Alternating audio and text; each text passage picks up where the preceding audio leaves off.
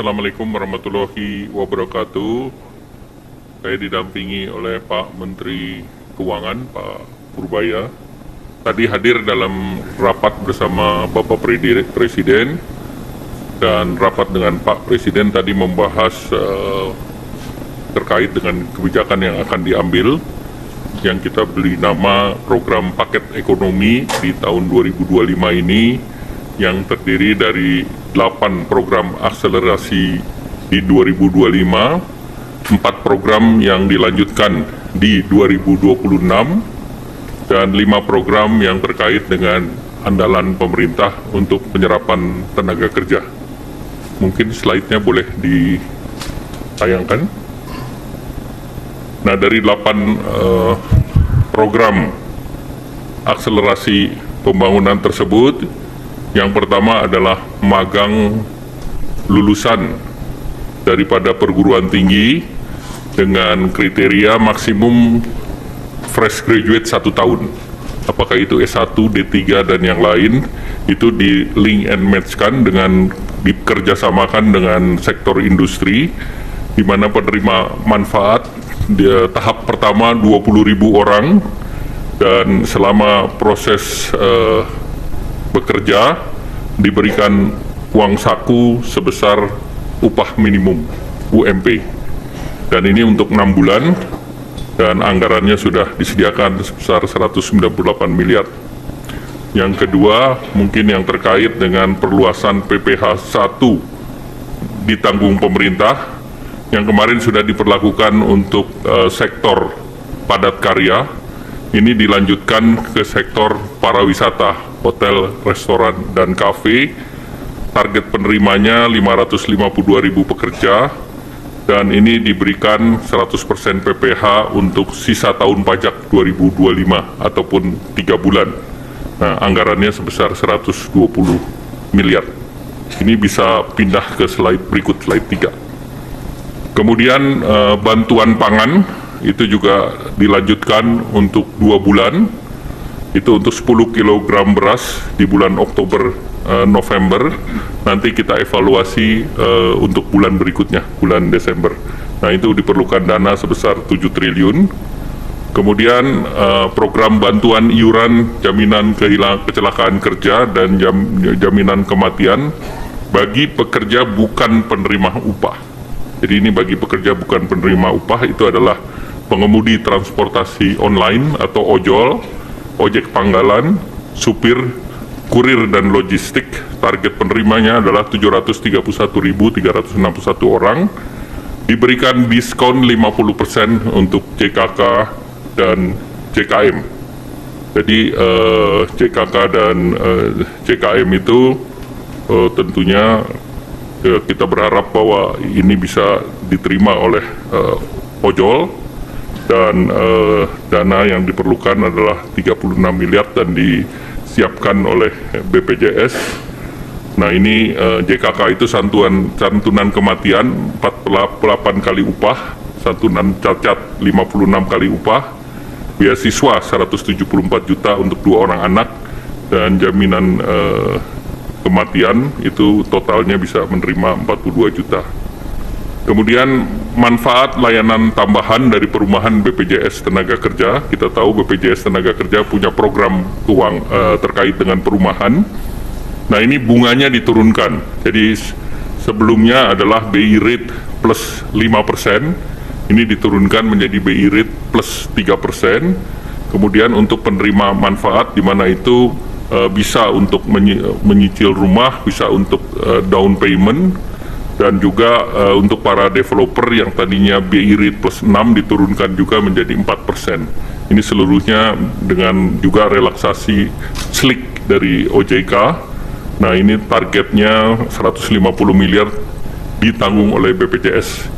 Tahun ini ditargetkan sampai 1.000, namun tahun depan akan ditingkatkan jumlahnya, karena ini akan mendukung program Bapak Presiden untuk menyediakan 3 juta rumah. Kemudian percepatan deregulasi PP 28, yaitu integrasi sistem kementerian lembaga dan juga rencana daerah tata ruang RDTR ke OSS. Nah ini akan didorong jumlah daerahnya tadi ditingkatkan bukan 50 tetapi ini 50 kabupaten kota namun daerahnya menjadi 170 sekian kecamatan dan diharapkan tahun depan juga bisa ditambahkan.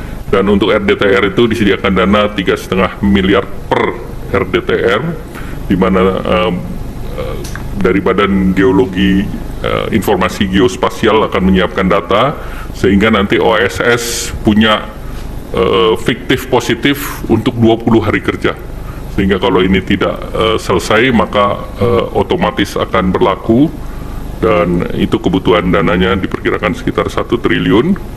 Kemudian pilot project beberapa program di kota-kota besar, salah satunya adalah di Jakarta untuk gig ekonomi, di mana ini semacam working space, dan ini akan diikuti oleh piloting di berbagai daerah lain, Jabar, Jateng, Jatim, Banten, Bali, Manado, Makassar, dan Batam.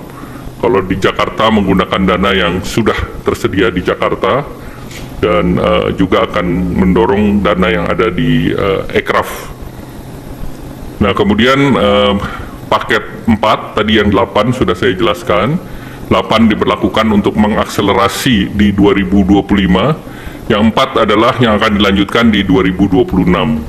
Yang pertama terkait dengan PPh final bagi UMKM yang pendapatannya 4,8 miliar setahun, itu pajak finalnya 0,5% dilanjutkan sampai 2029.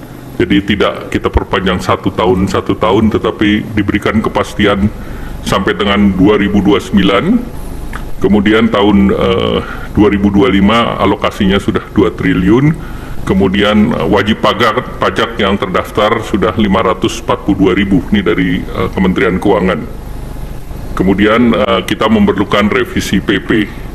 Kemudian perpanjangan PPh pasal 21 DTP untuk pekerjaan sektor pariwisata yang tadi baru diberlakukan akan dilanjutkan tahun depan. Jadi ada kepastian sampai tahun depan PPh sektor Horeca ini masih ditanggung pemerintah dengan estimasi anggarannya 480 miliar dengan gaji di bawah 10 juta. Kemudian untuk pekerja industri padat karya yaitu alas kaki, tekstil, pakaian jadi, furniture, kulit dan barang kulit, ini juga dilanjutkan, yang 10 juta itu ditanggung pemerintah. Ini targetnya adalah 1,7 juta pekerja, dan alokasi tahun ini sudah disediakan 800 miliar. Jadi ini pun akan dilanjutkan tahun depan. Kemudian diskon iuran jaminan kecelakaan kerja dan jaminan kematian bukan untuk pekerja upah. Ini diperluas bukan hanya untuk ojol dan juga pangkalan dan yang lain, tetapi juga pekerja bukan penerima upah lainnya seperti segmen petani, pedagang, nelayan, buruh bangunan, pekerja rumah tangga, targetnya sebesar 9,9 juta dan perkiraan anggarannya 753 miliar. Nah kemudian juga tadi dibahas langsung dengan Bapak Presiden paket penyerapan tenaga kerja dari program unggulan Bapak Presiden. Yang pertama tentu Koperasi Desa Merah Putih, itu ada 80.000 karyawan baru, diperkirakan bisa menyerap 681.000 dan targetnya sampai 1 juta orang di bulan Desember.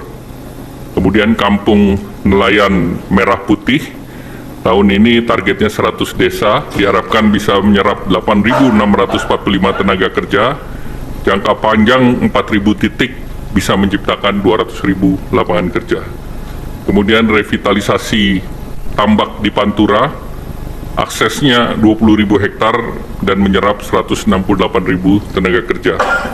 Kemudian program modernisasi kapal, ini ada 1.000 kapal nelayan, ini diperkirakan bisa menciptakan 200.000 lapangan kerja baru, dan juga ada kapal 30 GT, 150 GT, dan unitnya untuk KN Koperasi Merah Putih 30 GT 1000 unit, 150 GT 200 unit, 200 GT 200 unit, 300 GT 170 unit, 600 GT 10 unit, 2000 GT 2 unit untuk pelaku usaha existing BUMN atau Jaladri.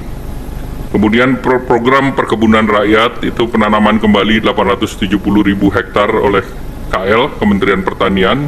diharapkan bisa membuka lapangan kerja lebih dari 1,6 juta dengan komoditas prioritas antara lain tebu, kakao, kelapa, kopi, mete, dan pala. Selanjutnya juga terkait paket penyerapan likuiditas, nanti Pak mungkin akan ditambah oleh Pak Menteri Keuangan. Lanjut, Menteri Keuangan juga mengusulkan ada tim akselerasi program prioritas yang nanti akan dipimpin oleh Menko Perekonomian dan Menko Pangan dengan Wakil Menteri Keuangan, Menteri Investasi, Kepala BKPM, dan Menteri PPN Bappenas, beranggotakan seluruh menteri yang terkait dengan program. Nah, tim ini diharapkan nanti akan dijelaskan tugas dan kerjanya oleh Pak Menteri Keuangan. Selanjutnya kami persilakan Pak Menteri. Makasih Pak Menko, saya hanya mungkin menambahkan sedikit saja untuk tim percepatan program pembangunan ekonomi tadi. Itu pada dasarnya kita akan monitor seluruh program-program utama pemerintah atau Pak Prabowo. Jadi ke depan harusnya nggak macet lagi. Kalau ada yang macet kita akan percepat supaya jalan dengan baik. Yang kedua, kita juga akan menerima pengaduan dari pelaku bisnis siapapun yang punya bisnis yang masih merasakan ada gangguan di sistem perekonomian atau ketika mereka melakukan bisnis. Kita akan terima laporan mereka, kita akan sidangkan di tim ini setiap 1 minggu sekali. Jadi ini seperti Pokja 4 di zaman sebelumnya. Jadi saya harapkan dengan adanya tim ini, seluruh hambatan di sektor swasta bisa kita hilangkan dengan signifikan sehingga mesin pertumbuhan swasta juga bisa tumbuh dengan baik seiring dengan mesin pertumbuhan punya pemerintah. Ini demikian dari saya, Pak.